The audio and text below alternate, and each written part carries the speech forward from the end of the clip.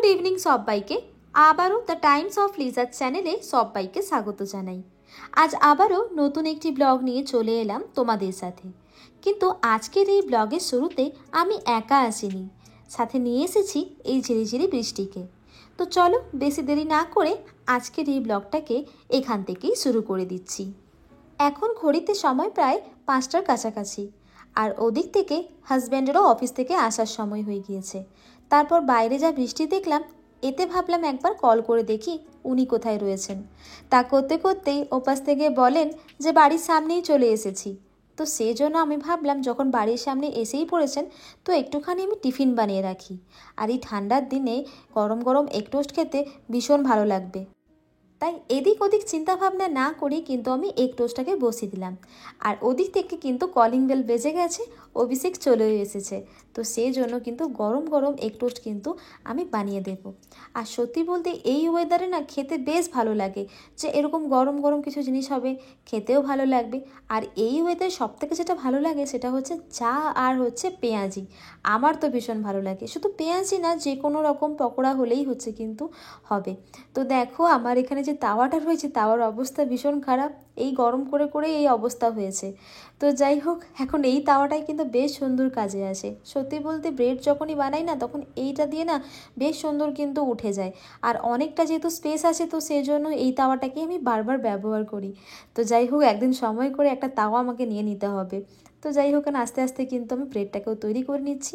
তো গরম গরম ব্রেড কিন্তু তাড়াতাড়ি করে আমাকে সার্ভ করে দিতে হবে, স্যার যেহেতু চলে এসেছেন করে। আজ আমি আমার ছোট্ট একটা সিক্রেট তোমাদের সাথে শেয়ার করছি। অলরেডি আমার বাড়ির সবাই এটা জানে, তাও ভাবলাম একবার তোমাদের সাথে আমি আজকে একটুখানি শেয়ার করি। ব্যাপারটা তেমন কিছু না, কিন্তু আমার কাছে অনেকটা বড়, তাই ভাবলাম তোমাদের সাথে শেয়ার করাটা আমার খুব প্রয়োজনীয়। যখনই অভিষেক অফিস থেকে আসে, তখন না আমার মনের মধ্যে একটা এক্সট্রা লেভেলের কিন্তু একটা এনার্জি ক্রিয়েট হয়। কোথা থেকে হয় এবং কিভাবে হয় আমি নিজেও বুঝতে পারি না। সব কাজ কিন্তু আমি তাড়াহুড়ো করে করতে থাকি। তারপর আমার মনে হয় যে ওই অভিষেক অফিস থেকে আসবে এবং তার পাশে গিয়ে আমি বসি, এবং সারাদিন যে কী ঘটনা ঘটেছে এবং তার সব গল্প আমাকে শুনতে হবে। তো এরকম একটা ব্যাপার থেকে মজাদার। যতক্ষণ না সে আমাকে বলবে ততক্ষণ আমি পাশে বসে থাকবো এবং আমি শোনার জন্য চেষ্টা করব যে এবার তুমি বলো, এবার তুমি বলো, কি হয়েছে কি হয়েছে, ঠিক এরকম একটা ব্যাপার। তো সেই জন্য না আমার মনের মধ্যে একটা এক্সট্রা লেভেলের কিন্তু একটা এনার্জি চলে আসে এবং সব কাজগুলো তাড়াতাড়ি করে আমি করে নিই। এই দেখো না, তাড়াহুড়ো করে কিন্তু আমি ব্রেডটাকেও রেডি করে নিচ্ছি। দেখো না কীভাবে আমি রেডি করে নিচ্ছি, মানে তাড়াহুড়ো করে একবার সব কাজ করে নিচ্ছি, মানে যেমন তেমন করে কিন্তু একটা দরকার যে হ্যাঁ এবার আমাকে করে নিতেই হবে। তো দেখো এখানে কিন্তু কথা বলতে বলতে আমি ব্রেডটাকে তৈরি করে নিয়েছি, মানে একটা এক্সট্রা লেভেলের এনার্জি দিয়ে কিন্তু আমি তৈরি করে নিয়েছি। এবার এর ওপরে দেখো আমি দিয়ে দিচ্ছি একটুখানি কুটো গোলমরিচের গুঁড়ো, সাথে একটু দিয়ে দেবো কিন্তু লবণ। আর যেহেতু অভিষেক সস খেতে এর সাথে ভালোবাসে, তো সেই জন্য একটুখানি টমেটো সসও দিয়ে দেবো।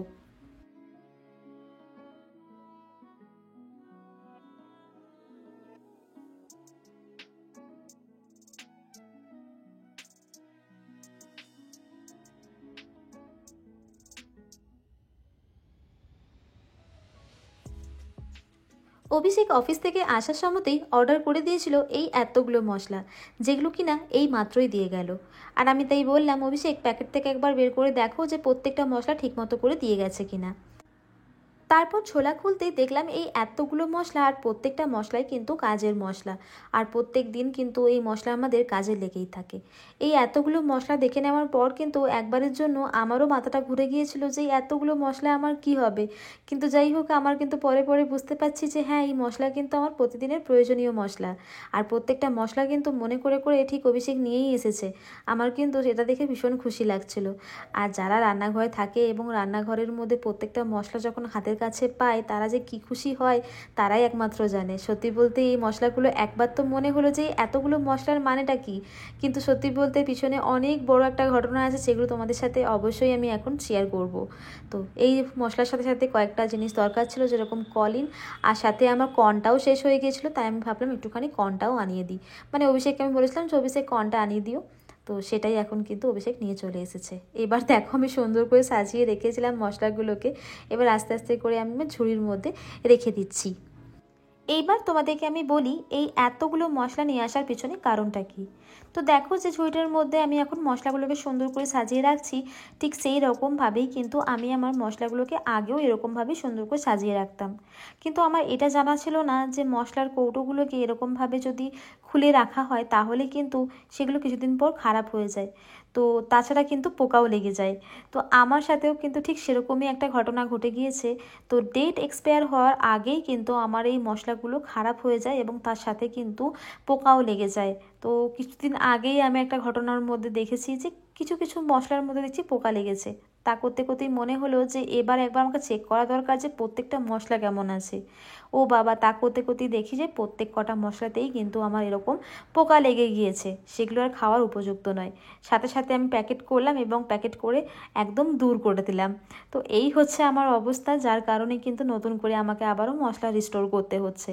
তো এখন যেহেতু পুরো প্যাকেটটার করা রয়েছে, তো সেজন্য আমি এখন প্যাকেট অবস্থায় রেখে দিচ্ছি। তারপর যখন কৌটো আমার অনেকগুলো কেনা হয়ে যাবে তখন কিন্তু আমি প্যাকেটগুলো থেকে আবার নতুন করে সেই কৌটোর মধ্যে ঢেলে দেব। তো যাই হোক, এখন এরকমভাবেই রেখে দিচ্ছি। যখন আমার কাছে নতুন মশলার কৌটো আসবে তখন না হয় আস্তে আস্তে করে সুন্দর করে রিস্টোর আমি করে নেব। মানে রিস্টোর না, নতুন করে প্যাকেটের মধ্যে থেকে ঢেলে নেব কৌটোর মধ্যে দিয়ে। আর যেসবগুলো মনে করো আমার কাছে খালি রয়েছে এবং যেসব কৌটোগুলো না ঢাললেই একদমই নয় মশলাগুলো, সেগুলো একটা খালি কৌটোর মধ্যে করে কিন্তু ঢেলে নিচ্ছি। তারপর যখন নতুন কৌটো আসবে তখন আবার সুন্দর করে সাজিয়ে নেব না হয়। তো এখন চলে এসেছি আমি রাত্রে ডিনার বানানোর জন্য। তা আজ আমি একটা নতুন রেসিপি তোমাদের সাথে শেয়ার করব। তো এটা না খুব চটজলদি একটা রেসিপি, তো এটা সবাই তৈরি করতে পারবে, আমার মনে হয় বাচ্চারাও এটা কিন্তু তৈরি করে নিতে পারবে। তো সেই জন্য আমি ভাবলাম তোমাদের সাথে একটুখানি শেয়ার করাটা খুব প্রয়োজনীয় হচ্ছে। দেখো, প্রথমেই নিয়ে নিয়েছি কিন্তু আমি একটা কুকার, আর এই পুরো রান্নাটা কিন্তু কুকারের মধ্যে দিয়েই হবে। আর খুব সিম্পল একটা রান্না, আমি বারবার তোমাদেরকে বলছি খুব সিম্পল একটা রান্না, এই কুকারের মধ্যে রান্নাটা হয়ে যাবে। আর তার মধ্যে নিয়ে নিয়েছি কিন্তু পরিমাণ মতো সর্ষের তেল। আর এই সর্ষের তেল কিন্তু আমাদেরকে একবারই যা নেওয়া নিয়ে নিতে হবে, দ্বিতীয়বার কিন্তু আমি ব্যবহার করতে পারবো না, না হলে কিন্তু সর্ষের তেলের গন্ধটা কিন্তু পুরো রান্নার মধ্যে থেকে যাবে। তাই ভালো করে সর্ষের তেল গরম হয়ে যাওয়ার পর কিন্তু দিয়ে দিতে হবে আমাদেরকে ওই জিরে, মানে গোটা জিরে যেটাকে বলে, তার সাথে দিতে হবে কিন্তু একটুখানি আমাদেরকে হিঙের গন্ধটা কিন্তু এই রান্নার মধ্যে খুব সুন্দর লাগে, তো সেজন্য কিন্তু আমি হিংও দিয়ে দিয়েছিলাম।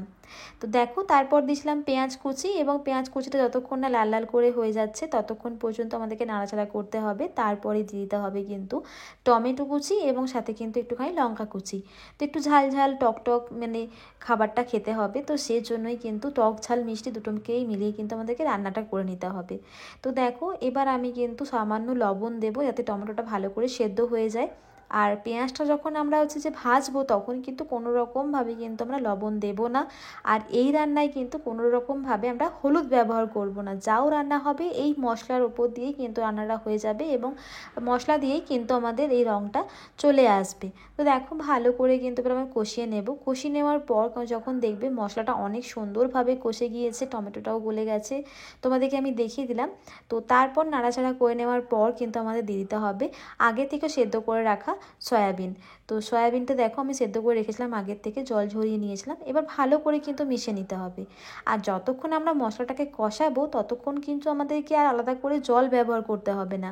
তো এর মধ্যেই জল আছে এবং এর মধ্যেই কিন্তু যা থাকার থাকবে। তো ভালো করে মশলাটাকে কষিয়ে নেওয়ার পর কিন্তু দিয়ে দিলাম সয়াবিন, এবং সয়াবিনটাকেও ভালো করে আমাদেরকে কিছুক্ষণের জন্য নাড়াচাড়া করে একটু ফ্রাই করে নিতে হবে, যাতে মশলাটা পুরোপুরিভাবে যেন সয়াবিনের সাথে মিশে যেতে পারে। এবার এর মধ্যে আমরা বেশি মশলা কিছু দেবো না, দেবো বলতে এখানে দিয়ে দিচ্ছি একটুখানি লঙ্কার গুঁড়ো এবং ধনে জিরে গুঁড়ো। তাছাড়া কিন্তু আমি এখানে কাশ্মীরি রেড চিলি পাউডারটাকে দেবো যাতে রঙটা খুব সুন্দর আসে আর খেতেও একটা ওই সুন্দর সুন্দর ফ্লেভারটা যেন আসে। শুধুমাত্র কাশ্মীরি রেড চিলি পাউডার কিন্তু মানে রঙটাকে নিয়ে আসে না, তার সাথে কিন্তু একটা সুন্দর গন্ধও নিয়ে আসে এবং ফ্লেভারও নিয়ে আসে। তো সেই জন্য কিন্তু একটুখানি কাশ্মীরি রেড চিলি পাউডারও আমরা দিয়ে দেবো এবং ভালো করে কিন্তু আমাদেরকে নাড়াচাড়া করে নিতে হবে। তো দেখো, আমি এখানে রেড চিলি পাউডারটাকে বের করার জন্য সুন্দর করে আবার মশলাগুলোকে বের করেছি যে দেখি কোথাতেই রয়েছে। আর এখানে দেখো আমি কৌটোর মধ্যে ঢেলেও নিয়েছিলাম, আর একটা খালি কৌটোর মধ্যে আমি এখন আমচুর পাউডারটাকে ঢেলে নেব। তো আমি এখানে খুঁজে পাচ্ছি না যে কোথায় আমার আমচুর পাউডারটা রয়েছে, তারপর দেখলাম যে এখানে আমচুর পাউডারটা নেই। তো সেই জন্য আমাকে আবার অন্য কৌটো বা অন্য বক্স আমাকে বের করতে হচ্ছে। তো এই হচ্ছে সবথেকে বড় প্রবলেম, যখনই আমি কিছু মানে খুঁজি তখন আর সেই জিনিসটা খুঁজে পাই না, অন্য জায়গায় যখন খুঁজি তখন ওখান থেকে আমি পাই। তো এখন দেখো আমচুর পাউডারটাকে পেয়ে গেছি, আর এই রান্নাতে একটুখানি আমি আমচুর পাউডার ব্যবহার করছি। তো তোমরা যদি মনে করো যে আমচুর পাউডার নেই তাহলে সেটাকে স্কিপ করতে পারো। তো তোমরা চাইলে কিন্তু একটু বলবো যে হ্যাঁ দিও, খেতে কিন্তু ভীষণ ভালো লাগে। একটু এই টকটক ফ্লেভারটা যখন আসে না তখন বেশ ভালো লাগে। গরম গরম খাবার হবে, ঝাল ঝাল, সাথে কিন্তু একটু টকটক ফ্লেভারও আসবে। তো আমি একটুখানি আমচুর পাউডার দেবো, তার আগে আমি একটু প্যাকেটটাকে ঢেলে নিচ্ছি এটা কৌটোর মধ্যে। তো এই কৌটোর মধ্যেই আমি এখন ঢেলে নিচ্ছি, পরবর্তী সময় যখন নতুন কৌটো আসবে তখন না হয় নতুন কৌটোর মধ্যেই আমি ঢেলে নেব। এইবার দেখো যতটুকু আমাদের প্রয়োজন, মোটামুটি হাফ চা চামচের মতো কাশ্মীরি রেড চিলি পাউডার অতটুকুই দিয়ে দেব। আর তাছাড়া কিন্তু এখানে আমি আমচুর পাউডার মোটামুটি ওই হাফ চা চামচের মতোই ব্যবহার করছি, খুব বেশি ব্যবহার করছি না। তোমাদের যদি মনে হয় যে একটু টক ফ্লেভারটা একটু বেশিই দরকার তখন কিন্তু মোটামুটি তখন 1 চা চামচের মতো ব্যবহার করলেই হবে। তো এরপর ভালোভাবে কিন্তু আমাদেরকে কষিয়ে নিতে হবে, এবং যখন দেখবো সুন্দর একটা গন্ধ চলে এসেছে এবং ভালো করে কষানো হয়ে গেছে তখন দিয়ে দিতে হবে কিন্তু আমাদেরকে আলুটা। তো আমি তোমাদের দেখালাম না যে আলুটাকে দিয়ে দিয়েছি করে, তো আমি কিন্তু আলুটা দিয়ে দিয়েছিলাম। তারপর দিয়ে দিচ্ছি কিন্তু বাসমতি রাইস। তো তোমরা কিন্তু এটা চাইলে বাসমতি রাইস ছাড়া অন্য যে কোনো চালে করতে পারো, আর আমি কিন্তু এখানে বাসমতি চাল পছন্দ করি বলে বাসমতি চালটাই ব্যবহার করছি। তো এরপর এটাকে পোলাওয়ের মতো করে ভালো করে একটুখানি ভেজে নিতে হবে। তো ভেজে নেওয়ার পর কিন্তু আমাদেরকে পরিমাণ মতো জল দিয়ে দিতে হবে। এইবার তোমাদের সাথে আমি শেয়ার করে দিই যে আমি কত পরিমাণ এখানে চাল নিয়েছি এবং কত পরিমাণ চালের মধ্যে কত পরিমাণ আমাদেরকে জল ব্যবহার করতে হবে। তো দেখো ভালো করে চালটাকে একটু নাড়াচাড়া করে ফ্রাই করে নিয়েছি, এরপর আমাদেরকে জল ব্যবহার করতে হবে। তো যে গ্লাসের মধ্যে আমি এখন জল দিচ্ছি সেই গ্লাস অনুযায়ী কিন্তু আমি 1 গ্লাসের মতো চাল ব্যবহার করেছি, এবং চালের মধ্যে দিয়ে কিন্তু আমি একটুখানি ধুয়েও নিয়েছিলাম। ধুয়ে রাখার পর মোটামুটি আধা ঘন্টা পর্যন্ত আমি ভিজিয়ে রেখেছিলাম চালটাকে। তারপর যখন শুকনো হয়ে যাবে তারপরেই কিন্তু আমি চালটা দিয়েছিলাম। তো এবার দেখো যে জলটা ব্যবহার করছি আমি 2 গ্লাসের মতো জল ব্যবহার করব। তারপর আবারও একটুখানি নাড়াচাড়া করে নেওয়ার পর কিন্তু আমরা ঢাকনাটা লাগিয়ে দেবো, এবং স্বাদ অনুযায়ী কিন্তু আমাদেরকে লবণ দিয়ে আবারও নাড়াচাড়া করে নেওয়ার পর ঢাকা দিয়ে দিতে হবে। তো দেখো আমি ঢাকনাটা লাগিয়ে দিচ্ছি, এবং একটা সিটি পর্যন্ত আমাদেরকে অপেক্ষা করতে হবে। এর থেকে কিন্তু বেশি একবারও আমাদেরকে অপেক্ষা করা চলবে না। ওদিকে যতক্ষণ রাইসটা তৈরি হচ্ছে ততক্ষণ ভাবলাম সবজিটাকে একটু বক্সের মধ্যে করে রেডি করে নিই। আর তোমরা তো জানোই এই বক্সগুলো কোথা থেকে নিয়েছি, অলরেডি আমি তোমাদের সাথে একটা শর্টসের মাধ্যম দিয়ে শেয়ার করে দিয়েছি, যেগুলো আমি ফ্লিপকার্টের মধ্যে থেকে নিয়েছি। তো তোমরা চাইলে যে কোনো সাইট থেকে নিতে পারো। আর সত্যি বলতে এই জিনিসটা না নেওয়ার পর থেকে অনেকটা সুবিধা হয়েছে। তো আমি এখানে সবজি রেখে থাকি, তোমরা চাইলে যে কোনো শুকনো খাবার রাখতেই পারো। তো এখানে দেখো অনেকগুলো ভেন্ডি হয়ে গেছে। তো মোটামুটি প্রায় 1 কেজির মতো এখানে আজকে ভেন্ডি নেওয়া হয়েছে। তো সেগুলোকে রাখতেই আমার দম বেরিয়ে যাচ্ছে। তো প্রত্যেকটা বক্সের মধ্যে ভাবছি একটু ভেন্ডি রেখে দিই। আর বাড়িতে যেহেতু ভেন্ডি বেশি খাওয়া হয় তো সেই জন্য ভেন্ডিটাই বেশি করে নেওয়া হয়ে গিয়েছে। বাকি সবজিও নেওয়া হয়েছে কিন্তু ভেন্ডিটা একটু বেশিই নেওয়া হয়ে গেছে। আর সন্ধেবেলা টিফিন করে নেওয়ার পর না দেখলাম বৃষ্টিটা ছেড়েছে, তাই ভাবলাম একটুখানি সবজি বাজার করে নিয়ে আসি। তো সেই জন্য তাড়াহুড়ো করে বেরিয়ে গেছিলাম সবজি বাজার করতে। তো এই এত কিছু সবজি বাজার করেছি, তো সেই জন্য আস্তে আস্তে করে কাজগুলোকে এখন করে নিচ্ছি। দেখতেই তো পাচ্ছ প্রত্যেক জায়গায় শুধু ভেন্ডি আর ভেন্ডি, বাকি কিছু দেখাই যাচ্ছে না। এদিকে যে লাউ, তাছাড়া একটা রয়েছে ওদিকে কুমড়ো, সাথে রয়েছে একটা ফুলকপি, আর সাথে রয়েছে মূলো, পটল, এগুলো দেখাই যাচ্ছে না। দেখা যাচ্ছে শুধু বলতে ভেন্ডি আর ভেন্ডি। তো 3টে বক্সে করে আমি এখন ভেন্ডি রেখেছি, তো সেগুলোকেই এখন সুন্দর করে আস্তে আস্তে করে আমি সাজিয়ে নিচ্ছি।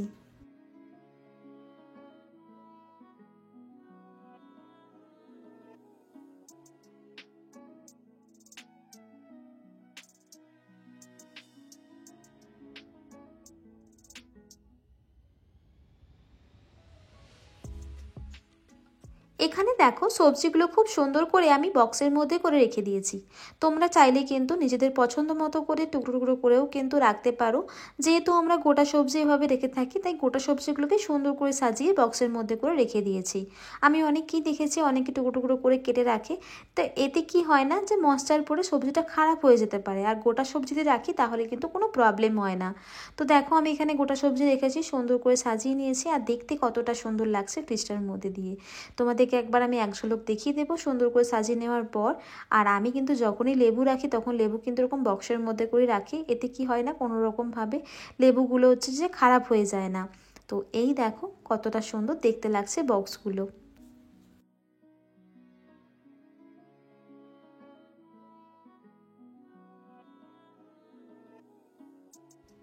সবজিগুলো সুন্দর করে সাজিয়ে নেওয়ার পরই চলে এসেছিলাম লিভিং রুমের দিকে, এবং লিভিং রুমে আসতে দেখি যে ল্যাপটপের মধ্যে চার্জ নেই। আর এই ল্যাপটপটা হচ্ছে অভিষেকের অফিসের ল্যাপটপ, তাই সবসময়তে চার্জ হওয়াটা কিন্তু সবসময়তেই প্রয়োজন।